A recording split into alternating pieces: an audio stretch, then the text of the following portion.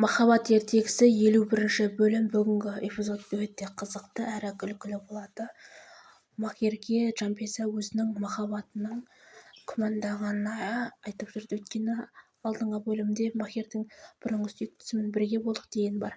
Ал мұнда моншада тығылып кездесіп отқан Эфсана қорыққанынан қолындағы Сибдаға сыйлай салды бриллиант жүзікті. Перман сізге тосын сый жасағысы келген, сізге беретін болған деп өтірік айта салды. Осы кезде Эфсана дұрыс айтады. Эфсана жүзік сыйлаудан кеңескем деп бұл да Перманда өтірік айтты. Ал мұнда өтірік ұйықтап жатқан Жанпиза Махир келгеннен кейін оның бетінен құшақтап, шашынан сипап, және ернінен сүйіп, мен сені сүйем, сенсіз маған ешкім керек емес, мен сені шын сүйгенімді әлі де дәлелдейтін боламын деді. Барлығын Жанпиза естіп жатыр десе де ештеңе білмегендей жүр. Таңертеңде қолынан ұстап, мен сені сүйемін, сені жақсы көремін, мен махаббатымды дәлелдеймін деп өзіне де тура айтып жатыр. Ал шай үстінде әдеттегідей Сибда жүзіктерін барлығына көрсетіп мақтанып отыр. Гүлизар да оның бриллиантын көріп, Сибда өте әдемі жарасып тұр, үлкен бриллиант әдемі дейді. Осы кезде барлығы таң қалып, тіпті Сибданың өзі, менің күйеуім алтын, мені жақсы көргенде осындай жүзік сыйлады деп. Осы кезде кемпір де құтты болсын деді. Бірақ жаңа жыл туралы әңгіме айтқан кезде Сибда жаңа жылды сыртта тойлаймыз қонақ үйде деді. Бірақ кемпір келіскен жоқ. Алайда кемпірдің келісімін де қараған жоқ бұлар. Ал мұнда Сәлімді ғана ойлап отырған Жайлан тамақ ішіп, оның кезінде айтып жатқан, мен сені шексіз сүйем, сенен басқа ешқандай қызға ғашық емеспін. Егер қалғың келсе қал, қалмағың келсе өзің біл, бірақ мен сенің ізіңнен қалмаймын, сені бәрібір сүйем, сені көрмесем тұра алмаймын деген Сәлімнің жылы сөздеріне есі кетіп қашық болды.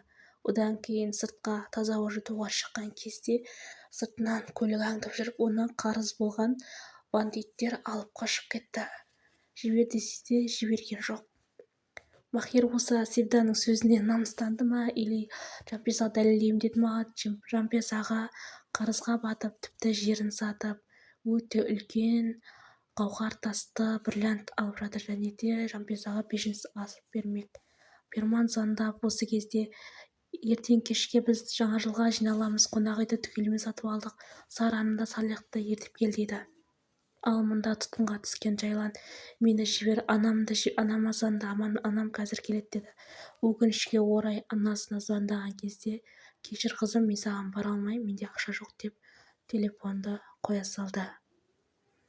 Жанпиза душтан шыққаннан кейін қолын лақтеп сәнденіп отқан кезде Махир келіп, не істеп отырсың, мен саған қазір көмектесемін дейді.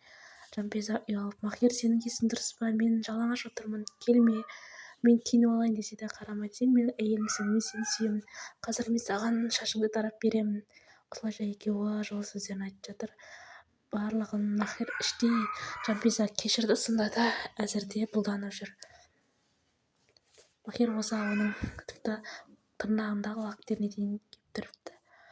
Ал мұнда Сибда ойланып қалды, мүмкін мені Перман шатастырып жүр ма деп. Артынан жоқ, Перман мені жақсы көреді, жақсы көрмесе маған мындай қауқар тасты бриллиант сыйламас еді. Күйеуім, сенің бар болғаның үшін мың рахмет, менің қай күнәм үшін сені берді маған. Осылай күйеуін жақсы көріп, соңғы тілектерін айтып жатыр.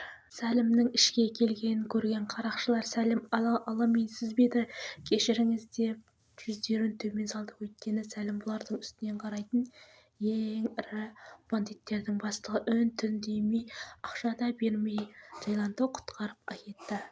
Жалғасы бар.